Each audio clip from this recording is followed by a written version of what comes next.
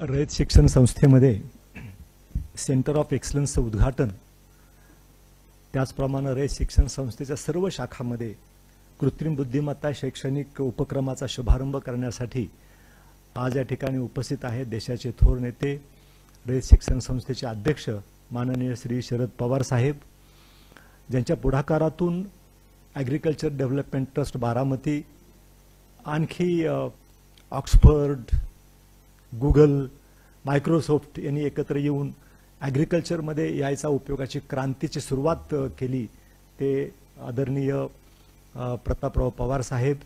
त्याचप्रमाणे आजच्या कार्यक्रमासाठी खास उपस्थित राहिलेले आहेत फिनोलेक्स कंपनीचे डायरेक्टर श्री रमेश ललवानीजी.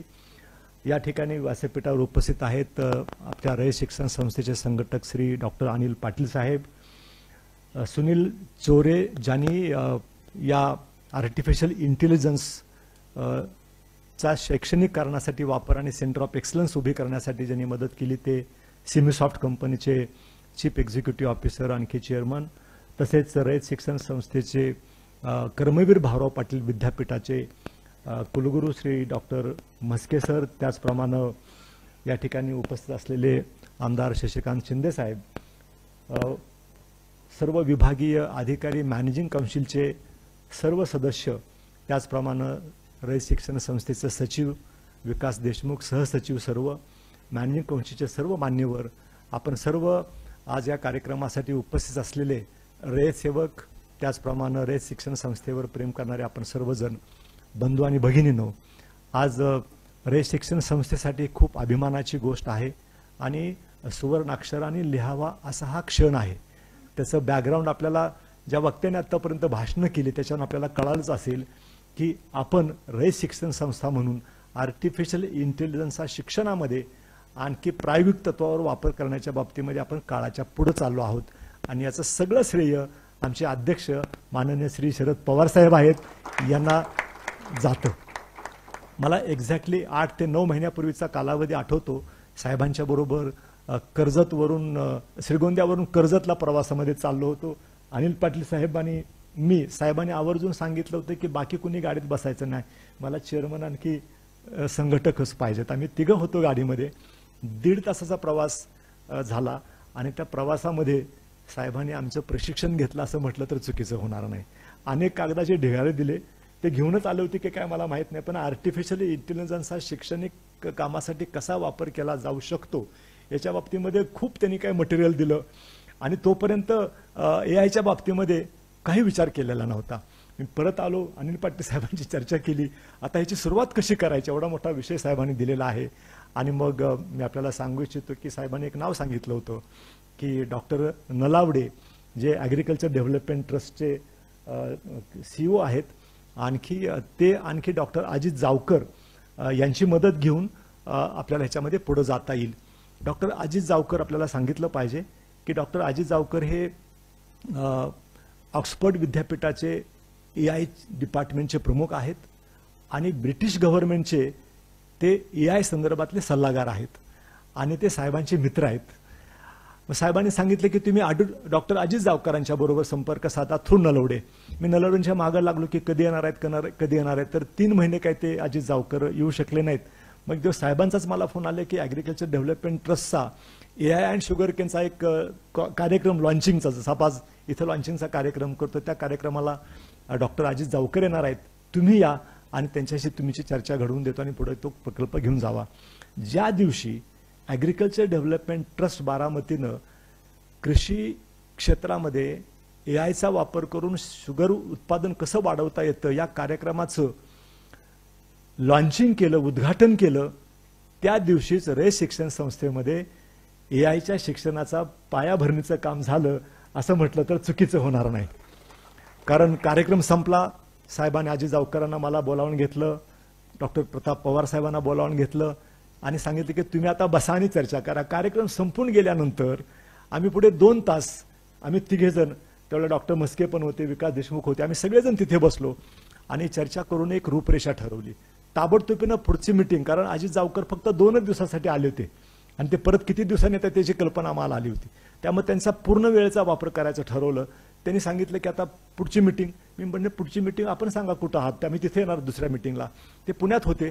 मी आमच्या या तोपर्यंत मी आपल्याला सांगू इच्छितो की रयत शिक्षण संस्थेमध्ये आपल्याकडं अनेक कॉलेजेसमध्ये computer science, data science, artificial intelligence सुद्धा कोर्स YC कॉलेजमध्ये सुरू आहे. त्यामुळे आपल्याकडे खूप हरहुन्नरी प्राध्यापक आहेत, सेवक आहेत.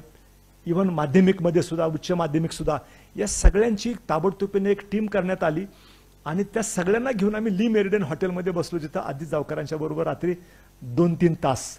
आणि तिथं जी काही गाईडलाईन त्यांनी दिली त्या गाईडलाईनप्रमाणे आम्ही कामाला सुरुवात केली. पुढचे महिना दीड महिना आम्ही त्यांच्या मार्गदर्शनाखाली काम करत होतो. असं लक्षात आलं की हा विषय असा आहे की ऑनलाईनवरनं नाही होणार काम एवढ्या मोठ्या संस्थेमध्ये. आणि म्हणून प्रताप पवार साहेबांशी हे जेव्हा सगळं ब्रीफ केलं, त्यांना म्हटलं की हे खूप डिफिकल्ट जाते, एक तर तिकडचा दिवस इकडची रात्र, हे सगळं आपल्याला कुठं जमते, ते IT वाल्यांना जमत असेल कदाचित, आपल्याला जमत नाही. आणि म्हणून मग असा विचार झाला की आपल्याला मार्गदर्शन करण्यासाठी एक टीम असण्याची आवश्यकता आहे. आणि मग सायन्स अँड टेक्नॉलॉजी पार्कमध्ये एक त्यांची बोर्ड ऑफ गव्हर्नन्सची मीटिंग होते. त्याच्यामध्ये सगळे तज्ज्ञ मंडळी आहेत, राजेंद्र जगदाळ यांच्यापासून डॉक्टर प्रतापराव पवार पण त्याच्यामध्ये आहेत. त्यांच्या सगळ्या तज्ज्ञांच्या बरोबर एक मीटिंग लावली आणि तिथे डॉक्टर प्रताप पवार साहेबांनी सुनील चोरे यांना एक प्रेझेंटेशन देण्यासाठी बोलवलं होतं. आणि तिथं मीटिंग झाली, प्रेझेंटेशन झाली आणि त्याच्यानंतर दिशा मिळाली त्या बैठकीमध्ये की आपल्याला कशा पद्धतीनं पुढे जायचं आहे. तोपर्यंत जे सेंटर ऑफ एक्सलन्स आपण इथं पाहिलं ते बारामतीमध्ये ॲग्रिकल्चर डेव्हलपमेंट ट्रस्टमध्ये विद्या प्रतिष्ठानच्या एका कॉलेजमध्ये उभं करण्यात आलं होतं. दुसऱ्याच दिवशी आम्ही सगळेजण बारामतीला गेलो, तिथं दिवसभर व्यतीत केला आणि कंप्लीट आराखडा की रयत शिक्षण संस्थेमध्ये AIचं एज्युकेशन 5वी ते पोस्ट ग्रॅज्युएशनपर्यंत कशा पद्धतीनं करायचा एक आराखडा तयार झाला. परत माघारी आलो. मी आपल्याला सांगायला हरकत नाही की गेले 8-9 महिने एक दिवस असा नाही की ज्याच्यामध्ये आर्टिफिशियल इंटेलिजन्स याचं शिक्षण 5वी ते पोस्ट ग्रॅज्युएशनपर्यंत रयत शिक्षण संस्थेमध्ये सुरू करण्यासाठी दिवस गेलेला नाही.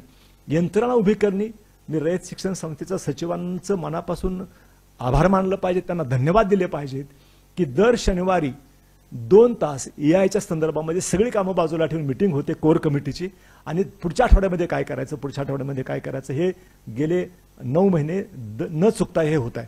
आणि त्याच्यामुळं आज आपण आजचा दिवस बघतो आहे. पुढे गेल्यानंतर असं लक्षात आलं की सेंटर ऑफ एक्सलन्स जे बारामतीमध्ये आहे ॲग्रिकल्चर डेव्हलपमेंट ट्रस्टमध्ये, तशा प्रकारचं सेंटर जोपर्यंत रयत शिक्षण संस्थेमध्ये निर्माण होणार नाही तोपर्यंत हा उपक्रम AI एज्युकेशनला सपोर्ट सिस्टीम काहीतरी असण्याची आवश्यकता आहे. थेरॉटिकल किती दिवस चालेल. आणि म्हणून असं ठरवण्यात आलं की सेंटर ऑफ एक्सलन्स जर आपल्याला रयत शिक्षण संस्थेमध्ये करता आलं तर मग खऱ्या अर्थानं आपल्याला A to Z of AI आपल्याजवळ असेल, रयत शिक्षण संस्थेजवळ असेल. आणि त्याचाच भाग म्हणून मग इथं सेंटर ऑफ एक्सलन्स इंजिनिअरिंग कॉलेजमध्ये उभं करूया अशा प्रकारची चर्चा झाली. दिलीप वळसे पाटील साहेबांच्याकडे विषय काढला.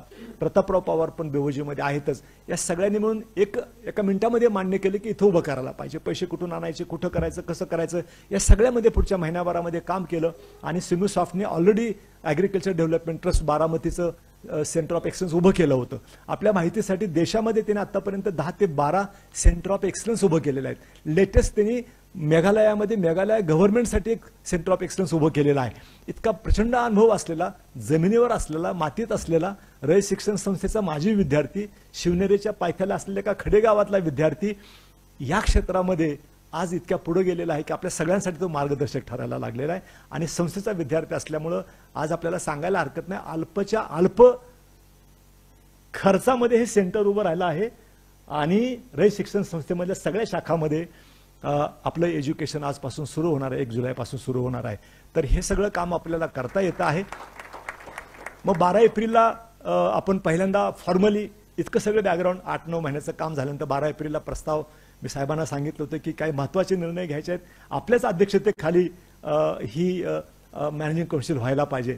साहेब आले, अजितदादा आले, वळसे पाटील साहेब आले आणि त्या बैठकीमध्ये अनेक महत्त्वाचे निर्णय झाले. त्याच्यापैकी हे 2 महत्त्वाचे निर्णय की रयत शिक्षण संस्थेमध्ये 5वी ते ग्रॅज्युएशनपर्यंत AIचं शिक्षण प्रशिक्षण दोन्ही सुरू झालं पाहिजे. आणखी सेंटर ऑफ एक्सलन्स इथं उभं राहिलं पाहिजे. 2 महिन्यापूर्वी झालेल्या निर्णयाची अंमलबजावणी आता आपण प्रत्यक्षामध्ये सुरू करतो आहोत. या सेंटर ऑफ एक्सलन्सचा काय फायदा आहे, तिथं कशा पद्धतीनं प्रशिक्षण आणि शिक्षण दिलं जाणार आहे. आमच्या इंजिनिअरिंग कॉलेज आजच्या घडीला तरी आपल्या राज्यामधल्या, देशामधल्या कुठल्याही इंजिनिअरिंग कॉलेजला बीट करून पुढे गेलेलं आजच्या सेंटर ऑफ एक्सलन्समुळं हे मी आपल्याला या ठिकाणी जाहीरपणे सांगू इच्छितो. कारण आमच्या इथल्या सगळ्याच विद्यार्थ्यांना हे अतिशय उपयुक्त अशा प्रकारचं शिक्षण सुरू होणार आहे. आज आमचे जे काही प्लेसमेंट आहेत, खूप बाहेर बोर्ड लागले तुम्हाला बघायला मिळतात, खूप मोठ्या प्रमाणात प्लेसमेंट होत आहेत. ह्याच्यापेक्षा अनेक चांगल्या मोठ्या मोठ्या संस्थांमध्ये आमच्या विद्यार्थ्यांचं प्लेसमेंट होईल. हा झाला सेंटर ऑफ एक्सलन्सचा directly benefit to the engineering college. पण रयत शिक्षण संस्थेचा जो काही एज्युकेशनचा उपक्रम आहे त्याच्यासाठी खऱ्या अर्थानं हे बॅकबोन आहे. आमच्या सगळ्या शिक्षकांना, सगळ्या रयत सेवकांना ह्या सेंटर ऑफ एक्सलन्सची सैर घडवण्यात येईल.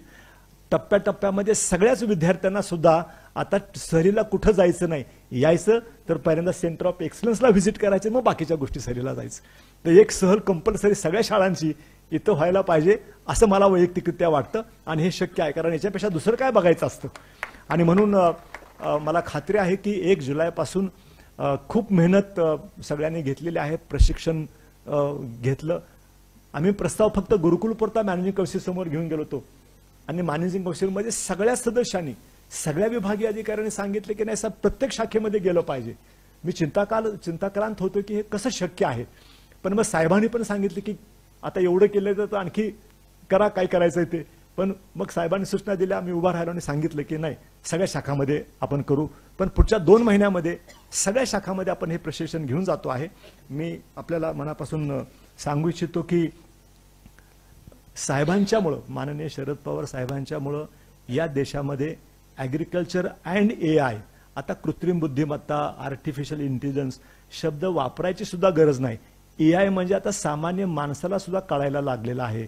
गेल्या 9 महिन्यामध्ये बारामतीचा ॲग्रिकल्चर डेव्हलपमेंट ट्रस्टचा जो शुगर कॅनचा कार्यक्रम झाल्यापासून सामान्य माणसाला सुद्धा या राज्यामध्ये आता AI म्हणजे काय कळायला लागलेलं आहे. आणि म्हणून EIच्या संदर्भामध्ये बारामतीच्या ॲग्रिकल्चर डेव्हलपमेंट ट्रस्टनी, जिथं माननीय शरद पवार साहेब अध्यक्ष आहेत, प्रतापराव पवार यांच्या मार्गदर्शनाखाली कमालीचा एक प्रोजेक्ट केला आणि शेतीचं संपूर्ण चित्र बदलेलं ह्या देशामध्ये अशा प्रकारे तिथं काम चाललं. आणि दुसरा कार्यक्रम ज्याचे अध्यक्ष पण माननीय शरद पवार साहेबच आहेत, रयत शिक्षण संस्थेचे दुसरं क्षेत्र साहेबांनी निवडलेलं आहे शिक्षण.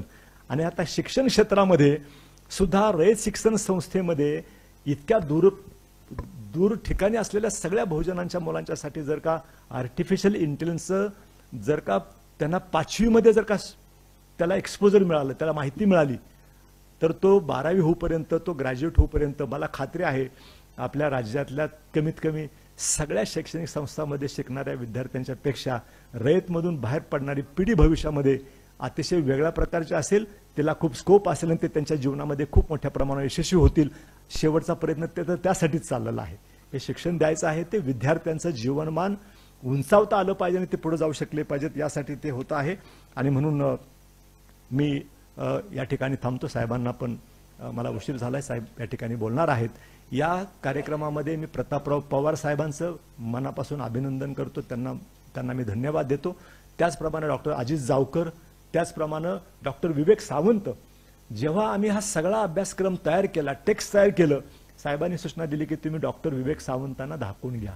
मग डॉक्टर विवेक सावंत यांच्याकडे खूप शॉर्ट नोटीसने मीटिंग घेतली. रात्री 10 वाजेपर्यंत 2-3 तास त्यांनी वेळ दिला आणि संपूर्ण आमचा हा प्रोजेक्ट समजून घेतला.